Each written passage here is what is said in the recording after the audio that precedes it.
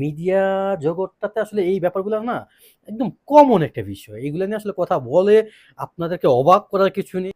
তবে তাদের ব্যক্তিগত লাইফ তারা মাঝে মধ্যে বলে, আমাদেরও তো পার্সোনাল লাইফ আছে রে ভাই। তোমাদের পার্সোনাল লাইফ আছে, তোমাদের পার্সোনাল লাইফটা তোমরা মিডিয়াতে নিয়ে আসো কেন? তোমরা যেই প্রফেশনে আসো, বিনোদন দাও, তোমরা ওইটা নিয়েই থাক, হয়ে যায়। তবে আমি মনে করি নষ্ট, এরা নষ্ট, নষ্টদেরকে আপনার নষ্টভাবেই দেখা। হ্যালো, আপনাকে স্বাগতম আমাকে দেখতে এবং কি শুনতে ভিডিওটিতে ক্লিক করার জন্য। কথা বলবো আমাদের বারবাতারি মিথিলাকে নিয়ে। আমার এই ব্যবহার কিংবা এই টাইপ উচ্চারণে আপনার হয়তোবা রাগ হতে পারে আপনার।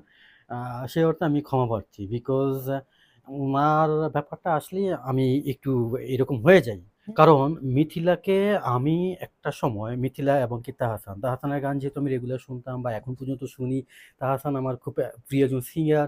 তো সেই অর্থে মিথিলা এবং কি তাহসান এই কাপলটাকে আমি খুবই লাইক করতাম। ইভেন থাকে না একটা মানুষের স্বপ্ন থাকে যে আফটার ম্যারিড আমি লাইফটা কিভাবে ক্যারি করব, আফটার ম্যারিড আমি কেমন থাকবো, আমি আমার ওয়াইফের সাথে আমি কিভাবে থাকবো, এই স্বপ্নগুলো বলে না। সেই জায়গা থেকে আই থিঙ্ক আমার মতো অনেক ছেলেদের কিংবা অনেক মেয়েদের তাহসানের মতো একজন হাজব্যান্ড বা লাইফ পার্টনার, মিথিলার মতো একজন ওয়াইফ বা লাইফ পার্টনার, যাই বলি না কেন, এরকম সবাই আশা করতো বা করছে একটা একটা কালে। তো সেই জায়গা থেকে উনার প্রতি সবচেয়ে খারাপ যে ঘৃণাটা, আমার যে সর্বোচ্চ ঘৃণাটা উনার প্রতি, তাহসানের সাথে বিচ্ছেদের পর। এখন ফাহিম, হুম? নাটকের পরিচালক বা পরিচালনা করে ফাহিমের সাথে যায় উনার অবাধ মিলামেশা, অবৈধ সম্পর্কটা ছিল। আই থিংক এটা আমি কনফার্ম, বা যদিও আমি দায়িত্ব নিয়ে বলতে পারতেছি না, বা তার চরিত্রগত দিক থেকে সে তাহসানের সাথে থাকা অবস্থায় এই কাজগুলো করছে। মানে যেটাকে বাংলা ভাষায় খুব সুন্দর ভাষায় পরকীয়া বলে। স্বামী থাকার পরেও আরেকটা পরপুরুষের সাথে কিছু করা কিংবা তাকে সময় দেওয়া, এই ব্যাপারগুলা। ইভেন এই যে সৃজিত, এই মালটাকে যে এখন খাইয়া দেয়া ছেড়ে দিল, ইন্ডিয়ান একটা প্রোডাক্ট, ইন্ডিয়ান একটা মাল বাংলাদেশের একটা মালকে খাইয়া ছেড়ে দিছে। তো এই সৃজিতের সাথেও তাহসানের সাথে সম্পর্ক থাকাকালীন হয়তোবা হ্যাঁ, সম্পর্কে গেছে। তো একটা মেয়ে মানুষ তার একটা সঙ্গী থাকার পরও, পার্টনার থাকার পরও যে একাধিক ছেলের সাথে সম্পর্কে যেতে পারে, এটা জলজন্ত উদাহরণ বা প্রমাণ এই মিথিলাই। মিথিলাই। এখন সংসারটা টিকলো না। শেষ অবধি পর্যন্ত তাদের একটা মেয়ে আছে। ছেলে সন্তান না কিন্তু, মেয়ে। এখন এই যে তার কলঙ্কটা, মিথিলার যে কলঙ্কটা, এটা আসলে কার, এটা ইফেক্টটা পড়বে কার উপর? মেয়েটার উপর। এখন যদিও আসলে তারা সেলিব্রিটি, তাদের গাছ যেমন ফল তো এরকম আসবে, ব্যাপারটা তো এরকমই না?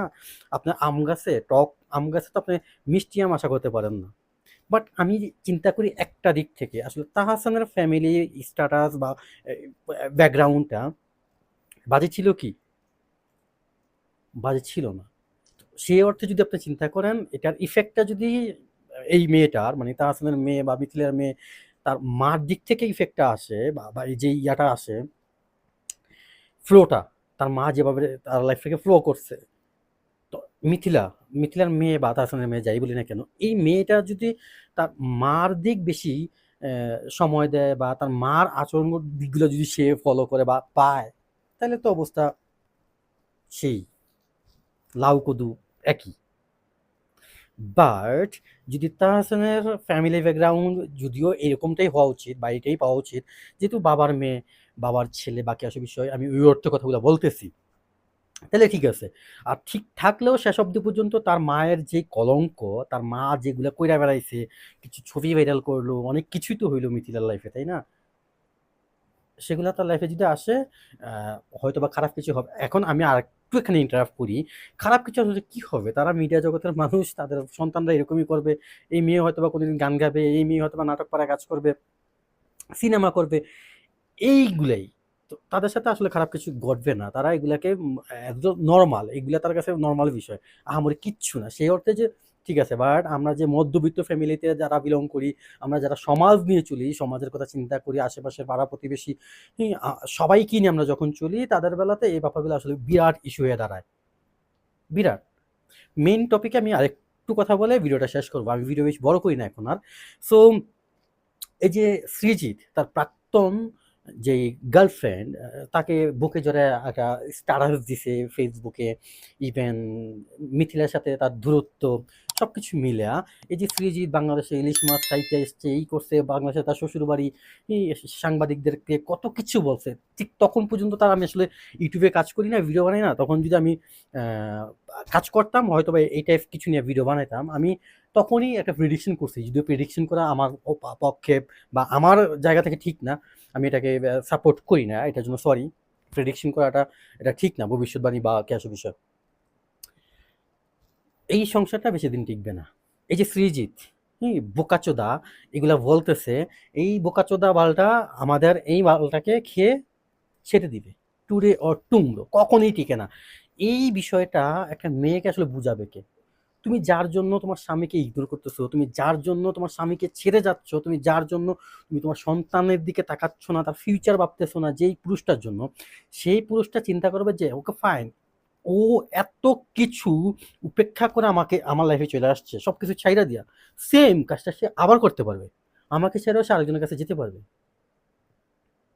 এই পৃথিবীতে কিংবা এই দুনিয়াতে না কেউ সাধু না।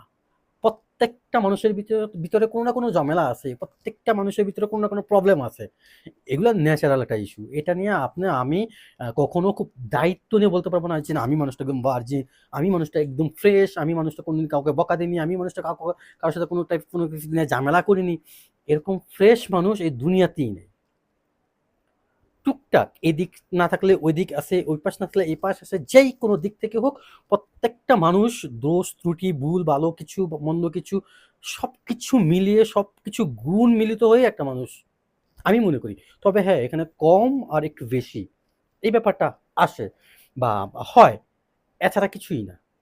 সো তাহসানকে ছেড়ে তুমি গেছো, ফাইমের সাথে আকাম কুকাম করলা, আরো কত কিছু যে করছো, এগুলো তো আসলে আসে নাই, এগুলো তো আর প্রকাশ্যে আসে নাই। যতটুকুই